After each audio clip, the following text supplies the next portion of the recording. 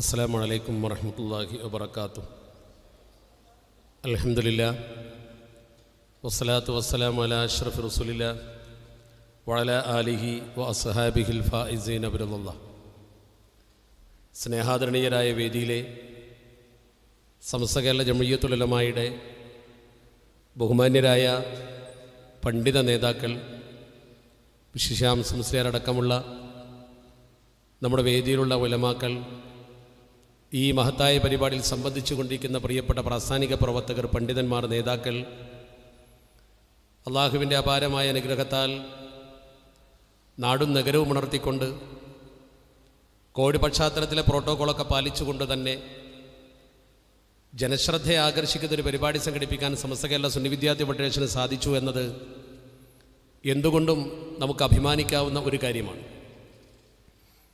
ഞാൻ ആമുഖമില്ലാതെ ആരംഭിക്കുന്നത് സമയത്തിൻ്റെ പരിമിതി മൂലമാണ്. വളരെ ചുരുങ്ങിയ സമയം കൊണ്ട് കൃത്യമായ വിഷയങ്ങൾ സമൂഹത്തിന് സമർപ്പണം ചെയ്യുന്ന കൃത്യനിഷ്ഠയുള്ള ഒരു പരിപാടിയാണ് ഈ യാത്രയിലൂടെ സംഘടിപ്പിച്ചിട്ടുള്ളത്. വളരെ കാലികമായ മുദ്രാവാക്യമാണ് സമൂഹത്തിന് സമർപ്പണം ചെയ്യുന്നത്. നമ്മുടെ അസ്തിത്വത്തെക്കുറിച്ച് സമൂഹത്തെ ബോധവൽക്കരിക്കുകയും യാഥാർത്ഥ്യബോധമുള്ള ഒരു തലമുറയെ വാർത്തെടുക്കുകയും ചെയ്യുക എന്നതാണ് ഇതിൻ്റെ ഉദ്ദേശ്യം. അസ്തിത്വം എന്ന മലയാള പദത്തിൻ്റെ എക്സിസ്റ്റൻസ് എന്ന ഇംഗ്ലീഷ് പദത്തിൻ്റെ അർത്ഥം നിലനിൽപ്പ് എന്നാണ്. എന്നാൽ മറ്റൊരർത്ഥവും കൂടി അതിനുണ്ട് എന്ന് നമ്മൾ മനസ്സിലാക്കണം. മലയാളം നിഘണ്ടു പരിശോധിച്ചാൽ സത്യാവസ്ഥ എന്നൊരർത്ഥവും കൂടി അസ്തിത്വത്തിനുണ്ട് എന്ന് കാണാൻ കഴിയും. നമ്മളിപ്പോൾ സത്യാവസ്ഥ ജനങ്ങളെ ബോധ്യപ്പെടുത്തേണ്ട ഒരു സാഹചര്യത്തിലാണുള്ളത്. ഒരു ജനാധിപത്യ മതേതര രാഷ്ട്രത്തിലെ പൗരന്മാർ എന്ന രീതിയിൽ നമ്മൾ ഈ രാജ്യത്ത് ഒരുപാട് സംഭാവനകൾ അർപ്പിച്ച വിഭാഗത്തിൻ്റെ പിൻതലമുറക്കാരാണ് എന്ന സത്യം നമ്മുടെ വളർന്നു വരുന്ന തലമുറയെ ബോധ്യപ്പെടുത്തി കൊടുക്കേണ്ട ഒരു കാലഘട്ടത്തിലാണ് നമ്മളുള്ളത്. ഇന്നലകളിൽ ഈ സമൂഹം ഇന്ത്യക്ക് കൊടുത്ത സംഭാവനകൾ തമസ്കരിക്കപ്പെടുന്ന ഒരു സാന്ദർഭികമായ ഗൗരവതരമായൊരവസ്ഥ നമ്മുടെ മുമ്പിലുണ്ട്. അതിലുപരി നമ്മുടെ കേരളത്തിൽ പരസ്പര സ്നേഹവും മതസൗഹൃദവും മുറ്റി നിൽക്കുന്ന സാഹചര്യത്തെ വളരെ മോശമായ രീതിയിൽ വികലമാക്കാൻ ശ്രമിക്കുന്ന ആളുകളും നമ്മുടെ സമൂഹത്തിലുണ്ട്. അതിനിടയ്ക്ക് നിന്നുകൊണ്ട് സ്വത്വബോധമുള്ള ഒരു സമൂഹം ചിന്തിക്കേണ്ട കാര്യങ്ങളെക്കുറിച്ചാണ് നമ്മൾ സമൂഹത്തോട് പറയേണ്ടത്. ആമുഖമായും ആദ്യമായും എനിക്ക് സൂചിപ്പിക്കാനുള്ള ഒരു കാര്യം, നമ്മുടെ കേരളത്തിൽ ഇപ്പോൾ മുസ്ലിം സമൂഹത്തെക്കുറിച്ച് അവർ ഒരുപാട് നേടി എന്നൊരു പ്രചരണം പലരും നടത്തുന്നുണ്ട്. ഹലാൽ മാംസത്തെക്കുറിച്ച് പോലും സമൂഹത്തിൽ സംശയമുണ്ടാക്കത്തക്ക വിധം അത് മുസ്ലിങ്ങളുടെ ഒരു പ്രത്യേക അജണ്ടയാണ്, മറ്റുള്ളവർ സ്പർശിച്ചതുപോലും അവർ ഭക്ഷിക്കില്ല, അത്തരം വർഗീയവാദികളാണ് എന്ന തരത്തിലുള്ള ചില പ്രചരണങ്ങൾ നടന്നു. പക്ഷേ ക്രൈസ്തവ സഭാ മേലധ്യക്ഷന്മാർ ആ കാര്യം സമൂഹത്തോട് തുറന്നു പറയുകയും അവരതിൻ്റെ സത്യാവസ്ഥ വെളിപ്പെടുത്തുകയും മതപരമായി അത്തരമൊരു പ്രചരണം ഞങ്ങൾ നടത്തിയിട്ടില്ലെന്ന് വളരെ മാന്യമായി പറയുകയും ചെയ്യും. എന്നാൽ നമ്മൾ ഓർക്കണം, ചില ആളുകൾ അത് ഏറ്റുപിടിച്ചുകൊണ്ട് നമ്മുടെ സമൂഹത്തിൽ ഇത്തരം പ്രചരണങ്ങൾക്ക് വലിയ പ്രചാരം നൽകുന്നു എന്ന് നമുക്കറിയാം. അവിടെ നമ്മൾ ചിന്തിക്കേണ്ടത്, അതൊരു ദുരുപദിഷ്ടമായ ആരോപണമാണെന്ന് എല്ലാവർക്കും അറിയാം. പക്ഷേ ഔദ്യോഗിക മണ്ഡലത്തിൽ മുസ്ലിം സമൂഹം ഒരുപാട് കാര്യങ്ങൾ നേടിക്കഴിഞ്ഞിട്ടുണ്ട് എന്ന പ്രചരണം അപകടകരമായ സ്ഥിതിവിശേഷമുണ്ടാകും. ഇനി നമുക്കൊരു കോളേജോ ഒരു സ്കൂളോ അതല്ലെങ്കിൽ നമുക്ക് ആവശ്യപ്പെട്ട സംവരണ തത്വം പാലിക്കലോ നമ്മൾ ആവശ്യപ്പെട്ടാൽ അവരൊക്കെ നേടിയിരിക്കുന്നു എന്ന ഈ പ്രചരണത്തിൽ അത് മുങ്ങിപ്പോകും. യഥാർത്ഥത്തിൽ നമുക്ക് ലഭ്യമാകേണ്ടത് പോലും ലഭിച്ചിട്ടില്ല എന്നത് ഒരു വസ്തുതയാണ്. ഈ സമുദായത്തെ സംബന്ധിച്ചിടത്തോളം എക്കണോമിക്കലി വീക്കർ സെഷൻ എന്ന് പറയുന്ന EWS 10% സംവരണം കൊടുത്തതോടുകൂടി നമുക്ക് അർഹതപ്പെട്ടതുപോലെ ലഭിക്കാത്തൊരു സാഹചര്യം ഇപ്പോൾ വന്നിരിക്കുന്നു. ആ സാഹചര്യത്തെ നമ്മുടെ സമൂഹം എങ്ങനെ മറികടക്കും? ഇന്ന് നമ്മുടെ സമൂഹത്തിൽ ഏറ്റവും കൂടുതൽ ഡിമാൻഡുള്ള കോഴ്സാണ് മെഡിക്കൽ PG. സാധാരണ ഒരു ഡോക്ടർ MBBS എന്ന ബോർഡും വെച്ചിരുന്നാൽ സമൂഹത്തിൽ അത്ര വലിയ പ്രാധാന്യമൊന്നുമില്ലാത്തൊരു കാലത്തേക്ക് വിദ്യാഭ്യാസം ഉയർന്നിരിക്കുന്നു. അയാൾ ഏതെങ്കിലും ഒരു വിഷയത്തിൽ PG നേടിയിരിക്കണം, പോസ്റ്റ് ഗ്രാജുവേഷൻ നേടിയിരിക്കണം. ഒന്നുകിൽ ഒപ്താൽമോളജി, അല്ലെങ്കിൽ പീഡിയാട്രി, അല്ലെങ്കിൽ ഗൈനക്കോളജി, അതുപോലെ ഏതെങ്കിലും ഒരു വിഷയത്തിൽ പ്രഗത്ഭനായ ഡോക്ടറായിരിക്കണം. ആ രീതിയിൽ നമ്മുടെ സമൂഹത്തിൽ കാർഡിയോളജിസ്റ്റിനെ പോലുള്ള ഓർത്തോ പഠിച്ച അതിൽ ബിരുദാനന്തര ബിരുദമുള്ള ഒരാൾക്കാണെന്ന് സമൂഹത്തിൽ യോഗ്യത. ഇവിടെ നമ്മൾ മനസ്സിലാക്കേണ്ട ഏറ്റവും പ്രധാനപ്പെട്ട കാര്യം, മെഡിക്കൽ PGക്ക് 9% പിന്നാക്ക സംവരണമുള്ളൂ. പിന്നാക്ക വിഭാഗത്തിൽപ്പെട്ട എല്ലാ വിഭാഗത്തിനും കൂടി അതിൻ്റെ ഉപവിഭാഗങ്ങൾക്കടക്കം ആകെ 9% സംവരണമുള്ളൂ. 9% സംവരണം എന്ന് പറയുന്നത് മുസ്ലിങ്ങൾക്ക് അല്ല. ഇവിടുത്തെ മുസ്ലിങ്ങൾക്കും ഈഴവർക്കും ധീവരർക്കും ലത്തീൻ കത്തോലിക്കർക്കും നാടാർ സമുദായത്തിനും പരിവർത്തിത ക്രൈസ്തവർക്കും അതർ ബാക്ക്വേർഡ് ഹിന്ദുവിനും എല്ലാം കൂട്ടി 9% ഉള്ളൂ. നേരെ മറിച്ച് നിങ്ങൾ ചിന്തിക്കണം, മുന്നോക്കത്തിലെ പിന്നോക്കക്കാരെന്ന് പറയുന്ന വിഭാഗത്തിന് 10% അവിടെ. അവർക്ക് 10% കിട്ടുമ്പോൾ ഈ 9-ൽ മുസ്ലിമിന് കിട്ടുന്നത് 2%.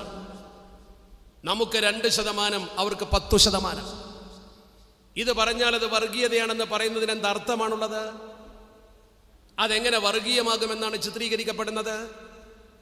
അന്യ സമുദായത്തിന് അർഹതപ്പെട്ടത് കൊടുക്കുന്നതിന് നമ്മളൊരിക്കലും എതിരല്ല. പക്ഷെ നമ്മുടെ സമൂഹത്തിന് ലഭ്യമാകേണ്ടത് ലഭിക്കാതിരിക്കുമ്പോഴുള്ള പ്രയാസം നമ്മുടെ സമൂഹത്തോട് പങ്കുവെക്കണ്ടേ? അത് ചോദിക്കാൻ നമുക്ക് അർഹതയില്ലേ?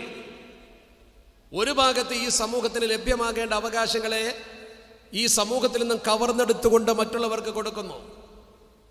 നമ്മൾ നമ്മുടെ സംസ്ഥാനത്ത് നമ്മുടെ കുട്ടികൾക്ക് സംവരണം ആരംഭിക്കുന്നത് വിദ്യാഭ്യാസ മേഖലയിൽ +1 തലത്തിലാണ്. ആ +1 മേഖലയിൽ നമ്മുടെ കുട്ടികളുടെ വിദ്യാഭ്യാസാവസ്ഥ പരിശോധിച്ചു നോക്കൂ നിങ്ങൾ.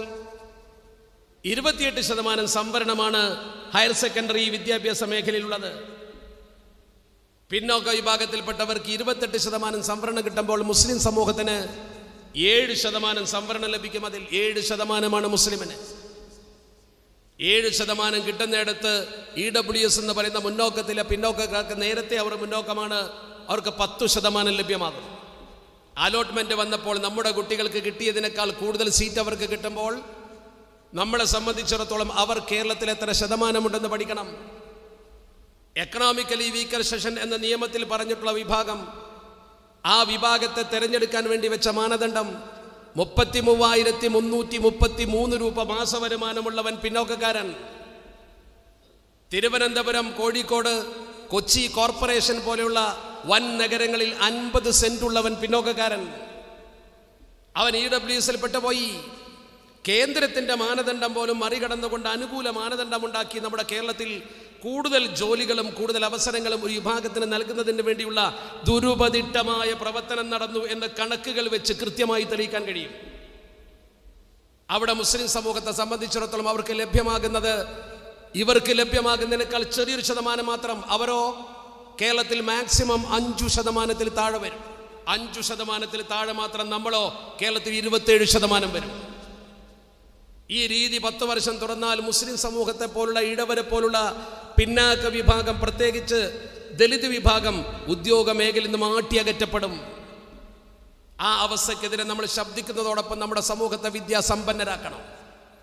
നമ്മുടെ സമൂഹത്തിന് വിദ്യാഭ്യാസം നൽകണം. നമ്മുടെ സമൂഹത്തിന് ആവശ്യമായ വിദ്യാഭ്യാസ പ്രചോദനം നൽകുന്നതിന് വേണ്ടി കൂടിയാണ് ഈ യാത്ര നമുക്കിടയിലേക്ക് ഇറങ്ങി വന്നുകൊണ്ട് സമൂഹത്തോട് സംവദിക്കുന്നത്. അതോടൊപ്പം നമ്മൾ ഒരിക്കലും അവർ സംസാരിക്കുന്നത് പോലെ വർഗീയതയുടെ ഭാഷയിൽ സംസാരിച്ചുകൂടാ, വൈകാരികതയുടെ ഭാഷയിൽ സംസാരിച്ചുകൂടാ.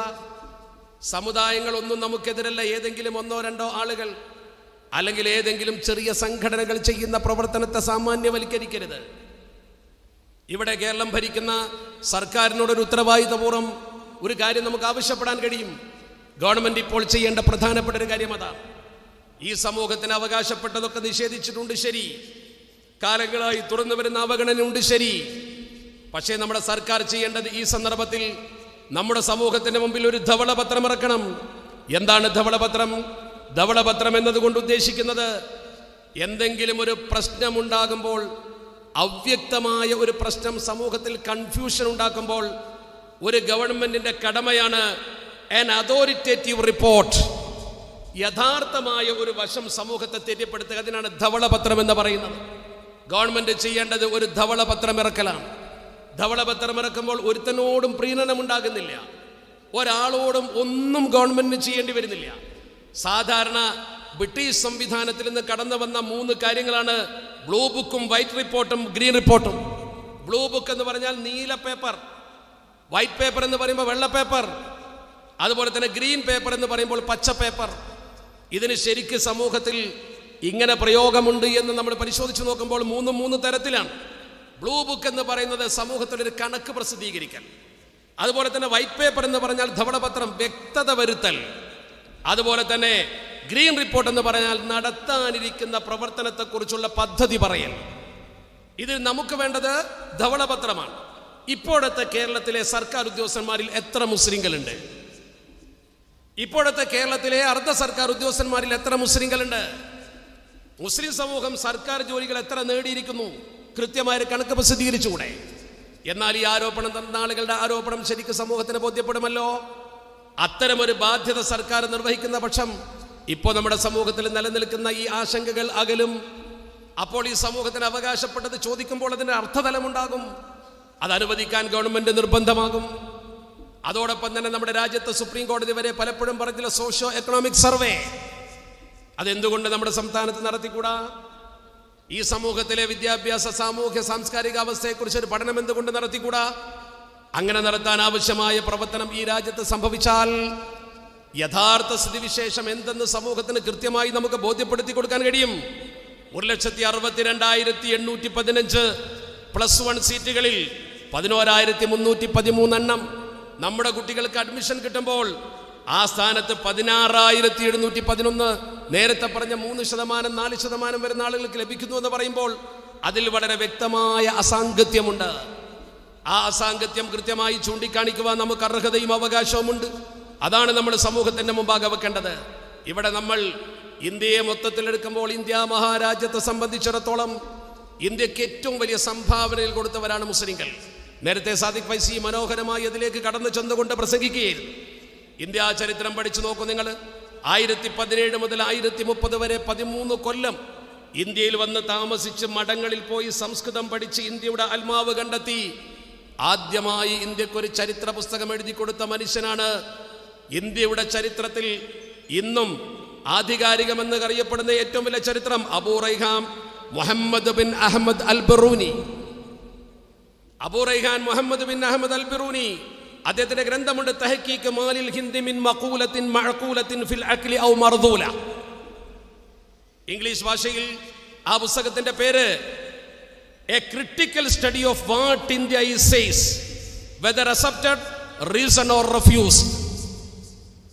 ഇന്ത്യ മഹാരാജ്യത്തിന്റെ ചരിത്ര പുസ്തകമാണത്. സ്വീകാര്യമോ അസ്വീകാര്യമോ ആയ ഇന്ത്യയുടെ ചൊല്ല് തിരിച്ചറിയുക. മിൻ മഖൂലത്തിൻ മഅഖൂലത്തിൻ ഫിൽ അക്ലി ഔ മർദൂല. അതാണ് തഹ്കീഖ് മാലിൽ ഹിന്ദ്. അതാണ് ഇന്ത്യയുടെ ആദ്യത്തെ ചരിത്രം. ഇന്ത്യ മഹാരാജ്യത്തെ മഠങ്ങളിൽ വന്നുകൊണ്ട് സംസ്കൃതം പഠിച്ചുകൊണ്ട് മുനിമാരുടെ മുമ്പിൽ പോയിരുന്ന് ഇന്ത്യയുടെ ആത്മാവ് കണ്ടെത്തി. ഈ ഇന്ത്യ എന്ന് പറയുന്ന രാജ്യത്തെ ലോകത്തിന് മുമ്പിൽ വാതായനം പോലെ തുറന്നു വെച്ചുകൊണ്ട് സമൂഹത്തിന് പഠിപ്പിച്ചു കൊടുത്തത് മുസ്ലിങ്ങളാണ്. ചരിത്രം പഠിക്കും നിങ്ങൾ. ഇന്ത്യ മഹാരാജ്യത്തിന്റെ ചരിത്രത്തിൽ മറക്കാൻ കഴിയാത്ത വലിയ ജനസമൂഹം കടന്നുപോയിട്ടുണ്ട്. അവരിൽ ചിലരൊക്കെ മതബോധമുള്ളവരായിരുന്നു, ചിലർ മതത്തോട് കമ്മിറ്റ്മെന്റ് ഇല്ലാത്തവരായിരുന്നു. ഇന്ത്യ ഭരിച്ച ഔറംഗസീബ് ചക്രവർത്തി ഇന്നും ചരിത്രത്തിൽ ക്രൂരമായ ചരിത്രധ്വംസനത്തിന് വിധേയനാക്കപ്പെട്ട വ്യക്തിയാണ്. യഥാർത്ഥത്തിൽ അതിൻ്റെ കാരണം അദ്ദേഹം നല്ല മതബോധമുള്ള വ്യക്തിയായിരുന്നു.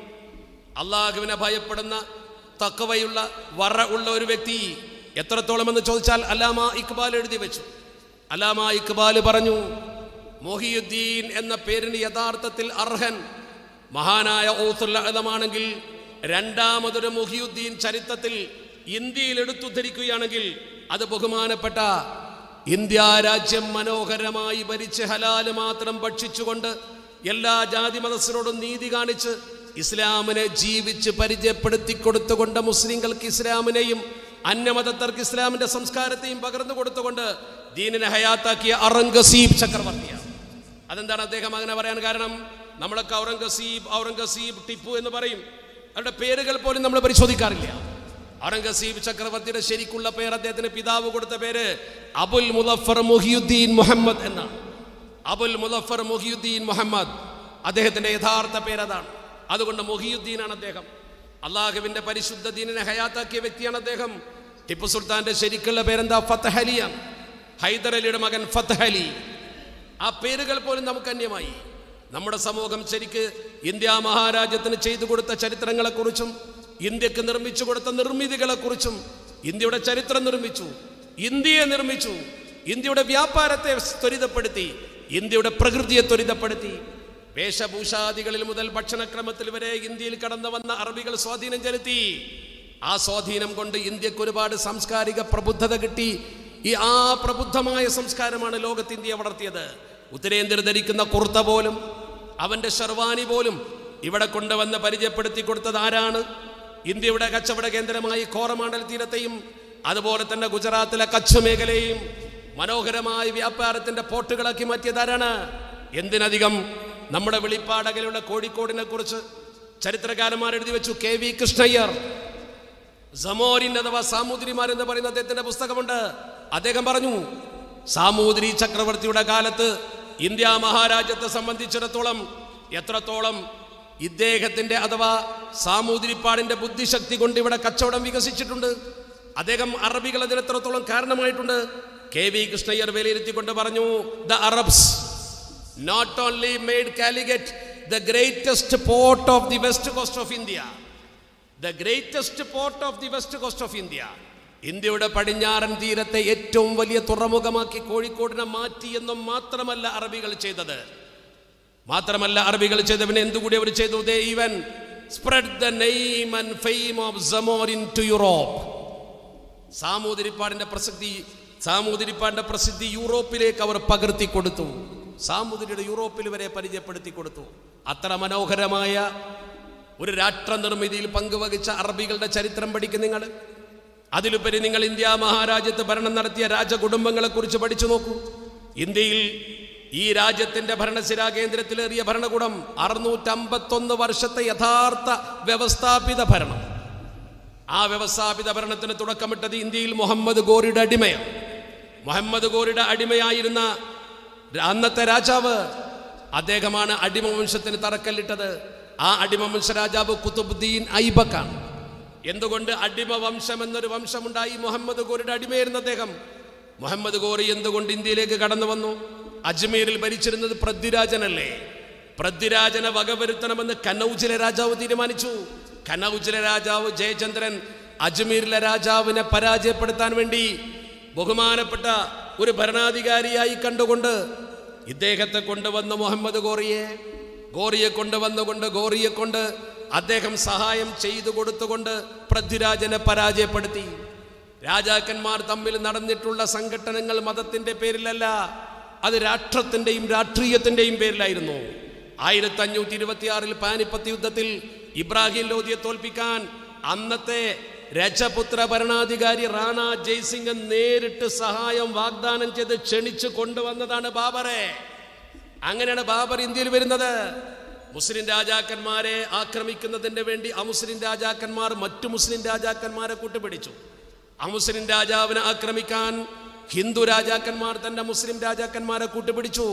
ഇബ്രാഹിം ലോധിയെ പരാജയപ്പെടുത്താൻ റാണ ജയ്സിംഗ് നേരിട്ട് ക്ഷണിച്ച് ബാബറെ കൊണ്ടുവരുമ്പോ ബാബർ പടപൊരുന്നത് ഒരു മുസ്ലിമിനോടാണ്. അതുകൊണ്ട് തന്നെ അന്നത്തെ ഭരണകൂടത്തിന്റെ ചരിത്ര ചിത്രം പഠിക്കുമ്പോൾ അവർ തമ്മിലുള്ള യുദ്ധങ്ങളെ മതകീയമാക്കണ്ട, ആ യുദ്ധങ്ങളെ മതകീയ ചരിത്ര പശ്ചാത്തലത്തിൽ വിലയിരുത്തണ്ട. 6.5 നൂറ്റാണ്ട് കാലം 48 മുസ്ലിം ഭരണാധികാരികൾ ഇന്ത്യക്കുണ്ടായി. ആ 48 ഭരണാധികാരികളും ഇസ്ലാമിക ഭരണം നടത്തി എന്നൊന്നും ഞാൻ അവകാശപ്പെടുന്നില്ല. പക്ഷെ അവർ ഇന്ത്യക്ക് കൊടുത്തൊരു സംസ്കാരമുണ്ട്. ആ സംസ്കാരത്തിന്റെ ചരിത്രം പഠിക്കണം. സുപ്രീം കോടതിക്ക് മുകളിലേക്ക് നോക്കൂ, ഒരു താഴികക്കുടം. നമ്മുടെ രാജ്യത്തിന്റെ പാർലമെന്റ് മന്ദിരത്തിലേക്ക് നോക്കൂ നിങ്ങൾ, അതിന്റെ ശില്പരൂപം. ഫത്തേപൂർ സിക്രിയിലേക്ക് നോക്കൂ നിങ്ങൾ, നമ്മുടെ രാജ്യത്തിന്റെ ചെങ്കോട്ട നോക്കൂ, കുത്തബ് മിനാർ നോക്കൂ. അതൊക്കെ ഈ രാജ്യത്തിന് കൊടുത്ത സാംസ്കാരിക സംഭാവനകളാണ്. ആ സാംസ്കാരിക സംഭാവനകൾ ഇന്ത്യക്ക് കൊടുത്ത ഭരണകൂടം ഈ രാജ്യത്ത് കൃത്യമായി പറഞ്ഞാൽ 800 കൊല്ലത്തോളം വ്യവസ്ഥാപിത ഭരണമുണ്ടായിട്ടുണ്ട്. കൃത്യമായ കുടുംബങ്ങളുടെ ഭരണമാണ് ഞാൻ 651 വർഷം എന്ന് പറഞ്ഞത്. എന്നാൽ 800 വർഷത്തോളം ഇന്ത്യ ഭരിച്ചിട്ടും ഏതെങ്കിലും ഒരു പ്രദേശത്ത് പുരോഗതിയുടെ പടവുകൾക്ക് ആവശ്യമായ സ്റ്റെപ്പ് വെച്ച് കൊടുക്കലല്ലാതെ നമ്മുടെ വിഭവങ്ങളെ ചൂഷണം ചെയ്തുകൊണ്ട് ഇന്ത്യയെ ഊറ്റിക്കുടിക്കാൻ അവർ വന്നിട്ടില്ല. മറിച്ച് അവർ ചെയ്ത പ്രവർത്തനം എന്താണ്? മതസൗഹാർദ്ദം ഊട്ടിയുറപ്പിക്കുന്ന പ്രവർത്തനം. ആ മതസൗഹൃദ പ്രവർത്തനത്തിന്റെ ചരിത്ര ചിത്രം പഠിച്ചു നോക്കൂ നിങ്ങൾ.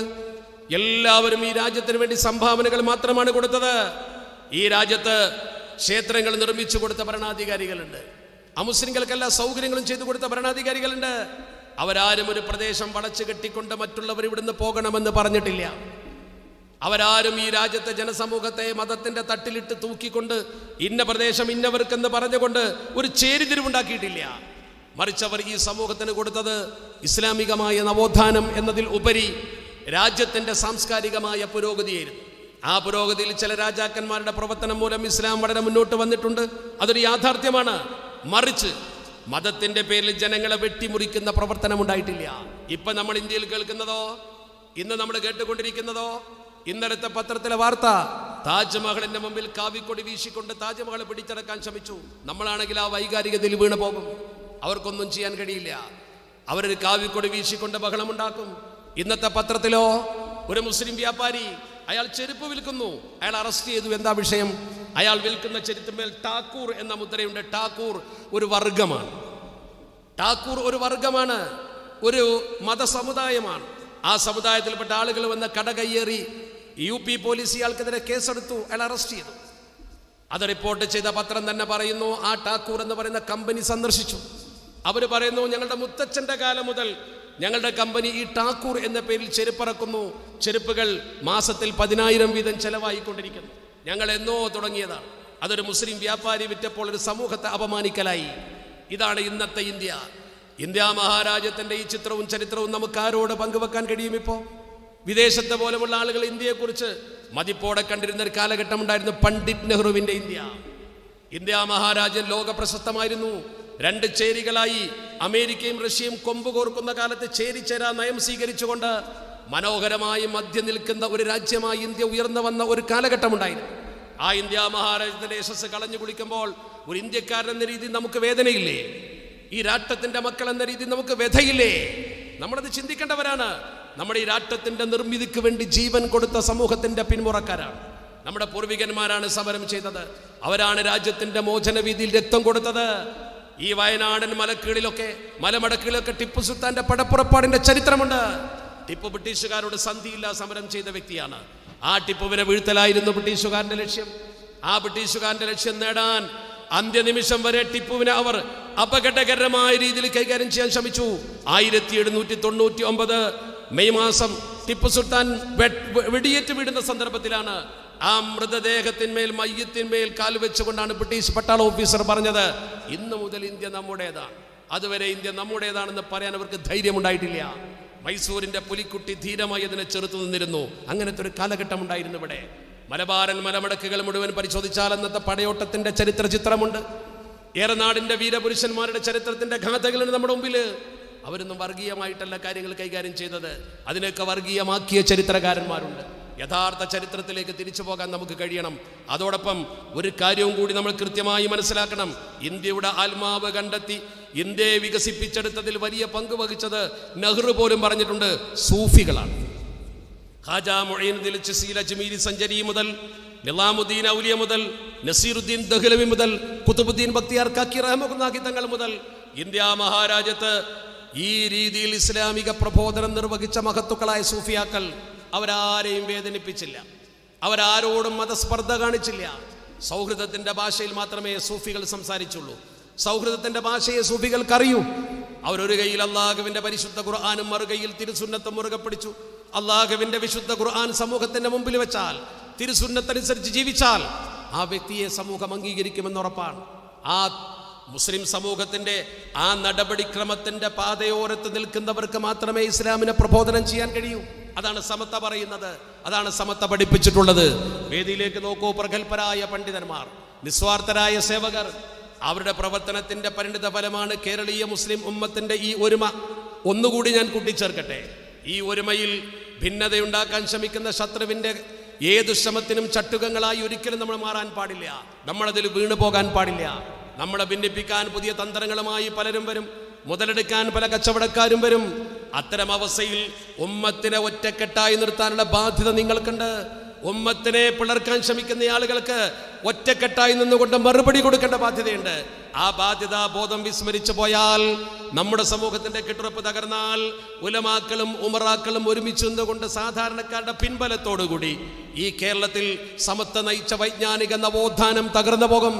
അതിനെ തകർക്കാൻ അനുവദിക്കില്ലെന്ന് ഉറക്കെ പറയുകയും പണ്ഡിത നേതാക്കൾക്ക് പിന്നിൽ പാറ പോലെ ഉറച്ചു നിന്നുകൊണ്ട് വിജ്ഞാനവും മതബോധവുമാണ് കേരളത്തിൻ്റെ വളർച്ചയിൽ മുഖ്യ പങ്ക് വഹിച്ചിട്ടുള്ളത് എന്ന ബോധത്തോടുകൂടി മതനിഷേധ പ്രസ്ഥാനങ്ങളും നിരീശ്വര പ്രവർത്തനങ്ങളും നമ്മുടെ നാട്ടിൽ വളർന്നു വരുന്ന, നിരീശ്വരവാദികൾ വളർന്നു വരുന്ന, പ്രത്യേകിച്ച് യുക്തിവാദികൾ വളർന്നു വരുന്ന കാലത്ത് മതബോധം എന്തെന്ന് പുതുതലമുറയെ പഠിപ്പിച്ചു കൊടുക്കാനുള്ള ബാധ്യതാബോധം ഈ സമൂഹത്തിൽ ഉണർത്തണം. അതോടൊപ്പം സർക്കാർ സംവിധാനങ്ങൾ അവസര സമത്വത്തിൻ്റെ ഭാഗമായി കൊണ്ടുകൊണ്ട് അവിടേക്ക് എത്തിപ്പിടിക്കാൻ ആവശ്യമായ സകല പരിശീലന സംവിധാനങ്ങളും നമുക്കുണ്ടാകണം.